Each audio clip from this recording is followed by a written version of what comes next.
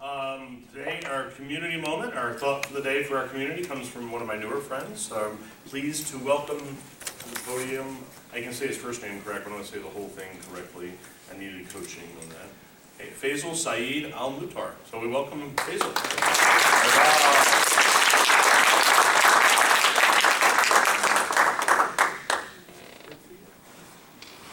Hello everyone. Hello. I'm glad to be here. I'm kind of nervous actually. This is my first speech here in the United States, so if you don't understand my English, please let me know. And so I don't want to waste your time. I'm going to be as brief as possible. Let me introduce myself. Well, he spelled correctly, that's good. My name is Faisal Mutar. I was born in Iraq, right after the first Gulf War, 1991. I spent half of my life, unfortunately, under Saddam's dictatorship, and the other half post-United States intervention and the Civil War. So I'm going to give you some brief of where I come from and my movement, Global Secular Humanist Movement, and I would like to achieve from that movement. So I'm only 21, and I've lived about 3 wars so far. So that is my introduction. I would like to give you an idea how life was during Saddam Hussein. So you are born, actually, as a property of the state. You belong to Saddam Hussein, he owns you. He can send you to wars, he can kill you, he can kill your family. I'm sorry to be kind of depressive here, but it's like since you are born, you are a property of the state. And you are considered a criminal for probably any reason. For example, here are some reasons that I have listed that can be very normal here to see in the United States, but in Iraq during Saddam Hussein, that was considered a crime. For example, expressing your opinion against Saddam Hussein, saying, you know what, Saddam is bad. What he does during Saddam Hussein, let's say the father says Saddam is bad, and the father, to prove loyalty, he gives the gun to the son or the daughter or something like that, and he asks the son to kill his father, and then pay the price of the bullet that he killed his father by. That was the situation during Saddam Hussein. He probably killed 2+ million people from 3 wars, the Iranian war, 8 years, and then the war with Kuwait, and the last war, 2003. So that is the first half of my life. I spent it mostly under sanctions and United States sanctions, in which your salary per month is $2. So $2 is the salary my dad used to have, and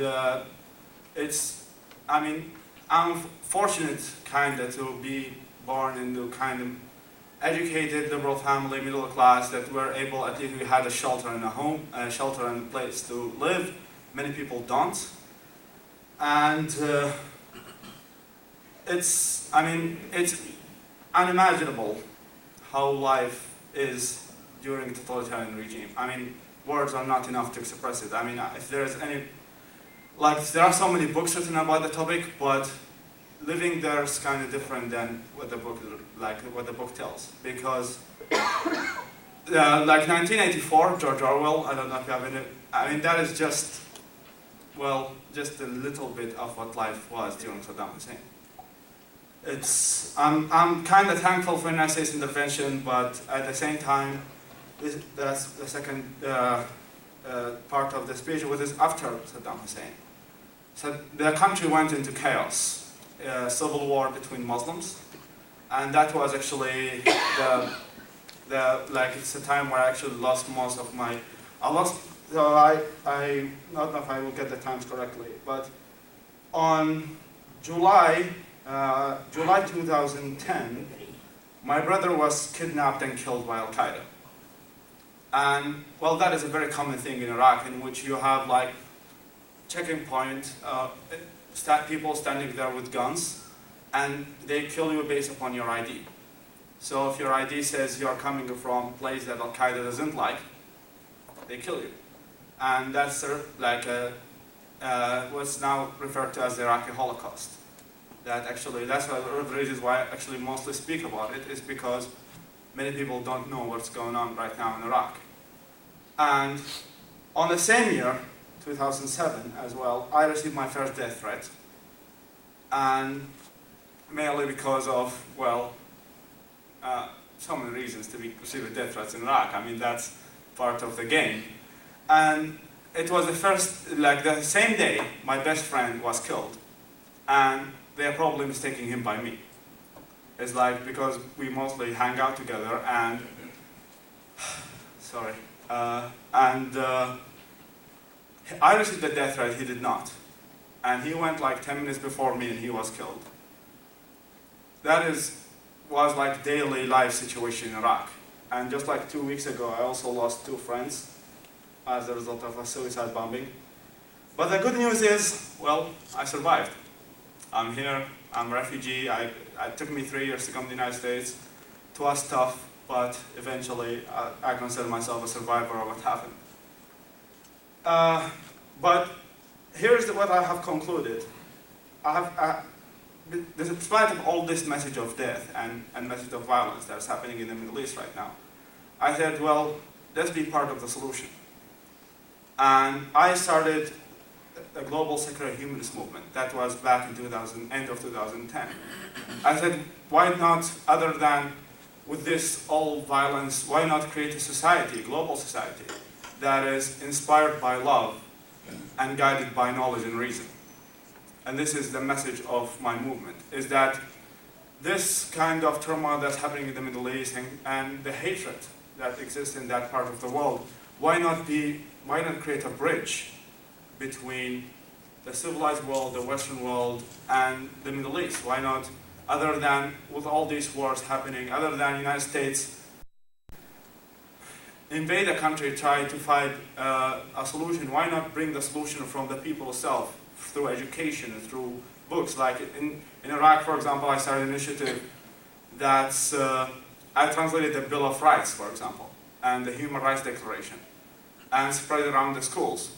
I mostly because like my ages are between 15 and plus people who know how to read and write. And I said, okay, why not educate people about this kind of thing? And then they're being brainwashed on daily basis by religious fascists and others who are the problem themselves. They are the reason why we are having what we are having.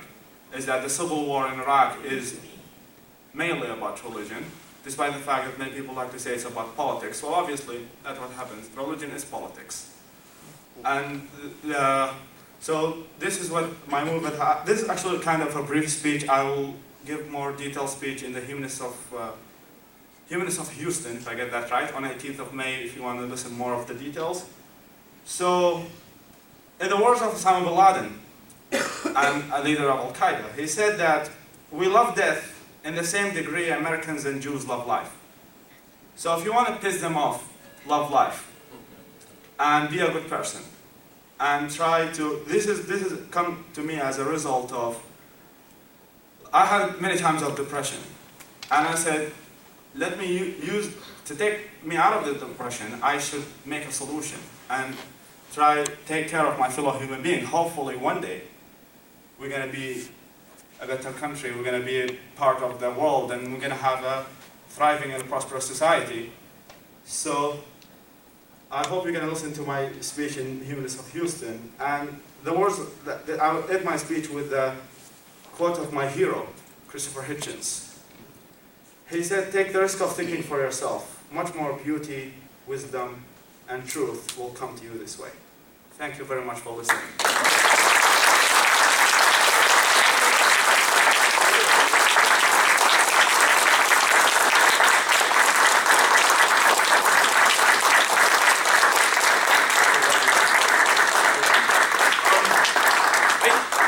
Even though we got a late start, I think we have time for a few questions. Does anyone? I mean, I'm sure you can I'm sure you can ask Faisal questions during the, mix and mingle time and stuff like that. But if we want to do a couple questions now, I think we got some time to do it. I'm ready. Oh, sure. You're 21. And I know that you have never known a time without war. When you came here to the United States, how different did you find the people? I mean, certainly we've been in wars and we've lived with war, but not as intimately as you have. Do you find yourself frustrated at the apathy of people over here to your country's plight? Well, actually I would say it's the opposite. I mean, people have been so hospitable here in this country. I'm very thankful. I mean, I came, first week after I came to the United States, I came to Oasis, and I met Vic, who's a great friend, and he has helped me a lot. And people are so friendly and lovely here. I mean, I didn't find any kind of problems. And as for cultural shock, well, not really. I mean, I've always been interested to know like about the United States. It's been my country for like since I was young, and I was like, I want to see this country. I want to see this country, and it's what wonderful people. All I can say. And I'm not saying it just to, you know, but it's. I'm just really impressed with what you've endured to be here. Thank you. I mean, it's. And I think it's understandable that. I mean, I'm happy that you have not experienced war. It's not a good thing. I mean, I wish that for all humanity is that it's, and most people are caring. I mean, just because you don't live it doesn't mean you don't care. And many people here care, and that's all I can hope for. Sorry, if I could just interject for just a second. I just wanted to add on to what Faisal said. Faisal's very humble about the things he's accomplished, actually. He kind of, well, for example, he met, for instance, the global secular humanist movement that he established while he was in Iraq. That actually is one of the largest, if not maybe even the largest, humanist online community with, as he told me just today, reached 180,000 Facebook followers.